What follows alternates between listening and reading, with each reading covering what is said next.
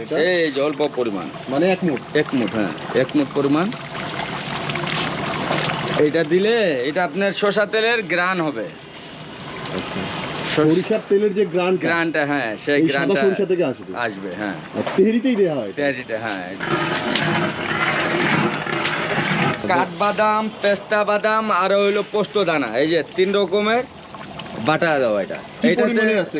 এটা মনে করেন কাঠবাদাম 200 গ্রাম, 200 গ্রাম, হ্যাঁ পেস্তা বাদাম 100 গ্রাম একসঙ্গে বেটে নিছেন। সব এই যে ব্লেন্ডার করা। আচ্ছা, ব্লেন্ডারে ব্লেন্ড করে নিছেন। জি। তারপরে এখন এটা দিলেন অর্ধেক, হ্যাঁ, আর অর্ধেক দেব চালে। আচ্ছা, 150 গ্রাম এখন দিলেন। হ্যাঁ, আচ্ছা 150 গ্রাম এখন দিল, আর বাকি 150 গ্রাম উনি চালের সঙ্গে যখন মিক্স করবে তখন দিবে। হ্যাঁ, আর একটা জিনিস হলো আপনার এই যে গরম মশলা, এটা আপনারা চাইলে বাইটাও ব্যবহার করতে পারবেন, না এটাও ব্যবহার করতে পারবেন। এটা বাইটা